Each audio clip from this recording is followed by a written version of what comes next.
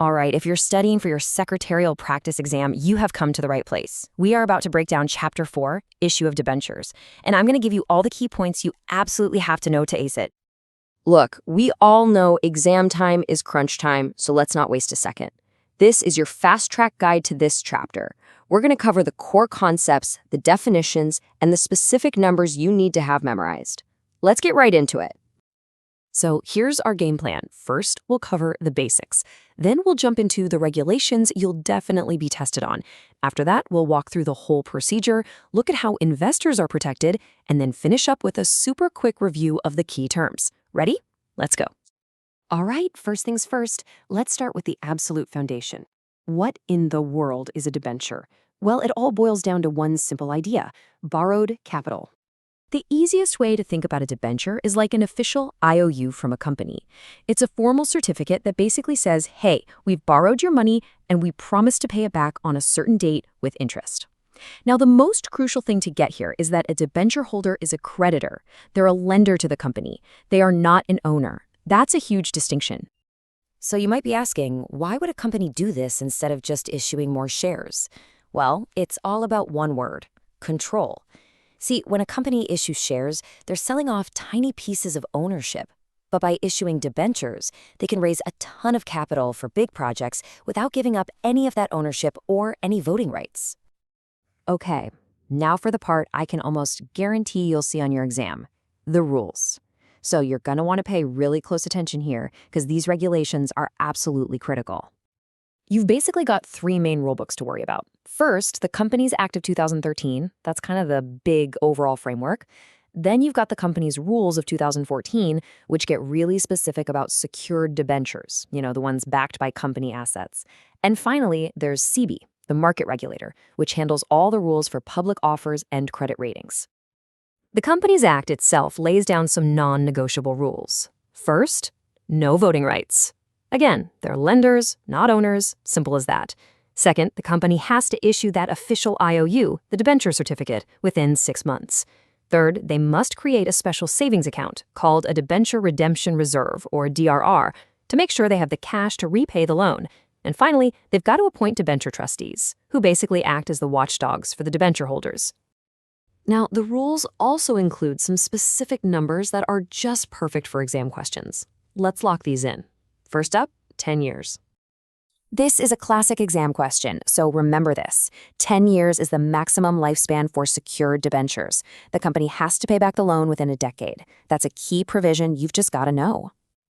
All right, next number to lock in, 25%. What's this all about? Remember that special savings account we just talked about, the DRR? Well, this percentage is all about that.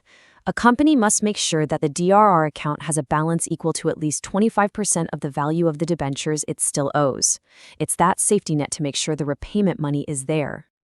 And the final key number for this section is 75%. This one comes straight from CBI. If a company offers debentures to the public, it has to successfully sell at least 75% of the issue.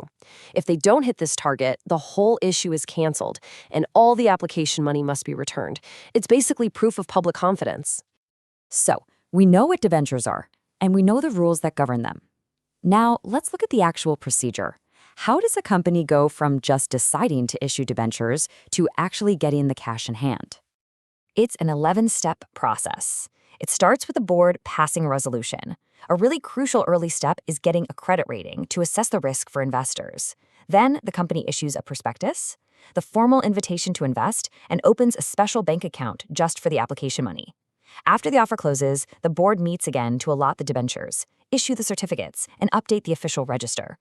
A key theme in all these rules and procedures is protecting the people who are lending the money. So let's zoom in on the specific mechanisms that are designed to be a safety net for these investors.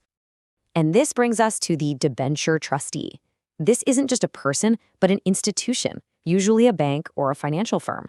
Their entire job is to be the watchdog for the debenture holders, making sure the company plays by the rules and protects the investors' interests. And their powers are significant.